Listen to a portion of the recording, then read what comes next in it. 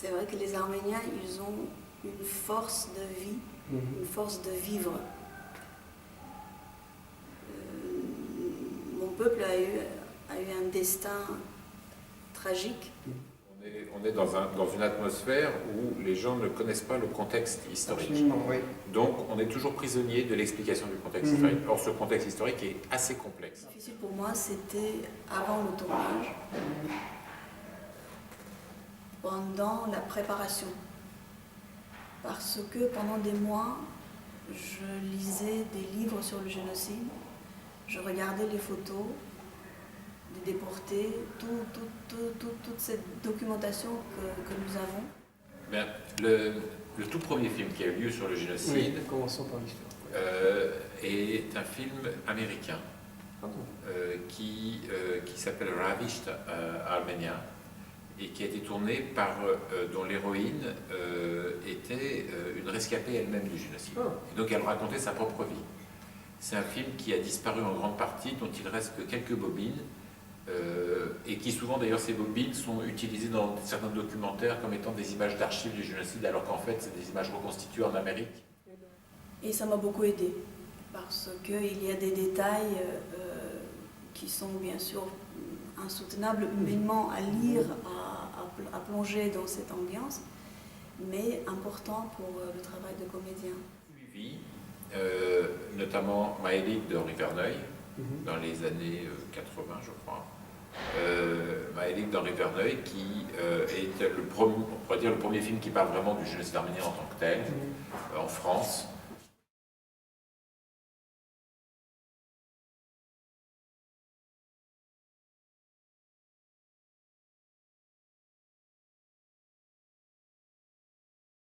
En 1878, donc jusqu'à la fin du 19e siècle, les Arméniens sont considérés comme la nation fidèle dans l'Empire ottoman, par opposition aux autres peuples chrétiens de l'Empire ottoman, comme les Grecs, les Serbes, les Bulgares, qui eux avaient des visées nationales, révolutionnaires. Alors ce qui a changé effectivement, c'est en 1878, après le traité de Berlin, les Turcs ont compris que ça allait être le tour bientôt de l'Arménie turque en fait. C'était le moment où les Arméniens de Turquie allaient prendre eux aussi soit leur autonomie, soit leur indépendance, soit l'Arménie turque allait être annexée par la Russie, enfin on ne savait pas bien, mais en tout cas il y avait une menace qui planait sur l'Anatolie orientale, et donc du jour au lendemain, la position des Arméniens dans l'Empire ottoman a changé, et c'est ce qui explique en grande partie les massacres de 1894-96 organisés par le sultan Abdulhamid, où plus de 100 000 Arméniens ont été tués en 2 ans, enfin, surtout en 95 et 96.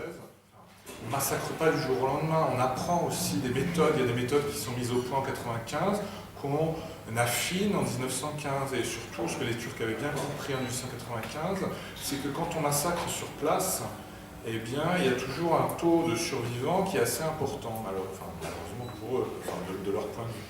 Et donc ils ont affiné leur méthode en 1915, ils ont compris en fait, qu'il fallait déporter, parce que quand on déporte, là, évidemment, les Arméniens étaient en dehors de leur milieu naturel, en dehors de leur environnement, et au cours des déportations, ils étaient en fait complètement dénués de leurs biens, de leurs proches, et donc évidemment le taux de rescapés là était bien moindre. Par exemple, donc un des endroits où les massacres ont été les plus terribles, c'est la province de Mouche, parce que en fait, il y a des massacres sur place qui ont été réalisés, contrairement justement aux autres processus génocidaires où les gens étaient déportés. À Mouche et à Bitlis, on a massacré sur place et on a brûlé les femmes et les enfants dans des granges. On voit bien qu'en fait, aujourd'hui, si vous voulez, on considère l'histoire du génocide comme une opposition entre Turcs et Arméniens. Quand on étudie l'histoire du génocide, on comprend en fait que ce n'est pas une opposition entre Turcs et Arméniens seulement, c'est une opposition plus large à l'intérieur de l'Empire ottoman entre les chrétiens et les musulmans. Alors, en fait, c'est une notion compliquée parce qu'en fait, il faut bien comprendre que les jeunes Turcs, donc, qui ont été à l'origine du processus génocidaire, étaient eux-mêmes athées.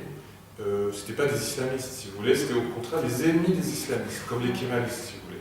Et donc c'est difficile de comprendre pourquoi des gens qui étaient athées et francs-maçons se sont mis soudain à concevoir un projet selon des lignes, selon des clivages confessionnels. Parce qu'en une guerre mondiale, c'est l'occasion idéale en réalité pour réaliser un processus génocidaire. Donc ça explique aussi, si vous voulez, que les autres génocides aussi du XXe siècle se soient aussi produits dans un cadre de guerre.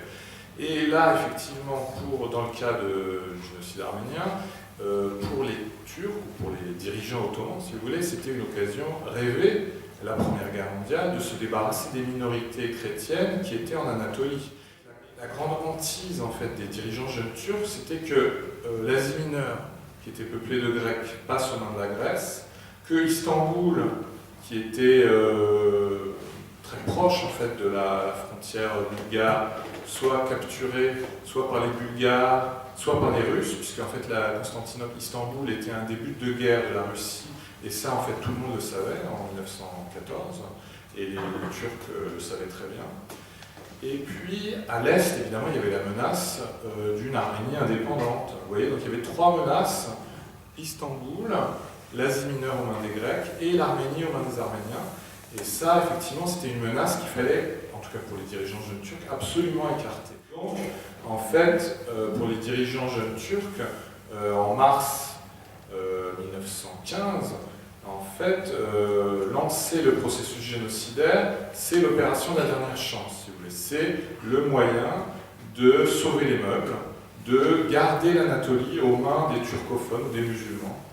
Et donc, c'est comme ça, en tout cas, qu'on peut expliquer en grande partie le lancement de l'opération génocidaire en février-mars avril.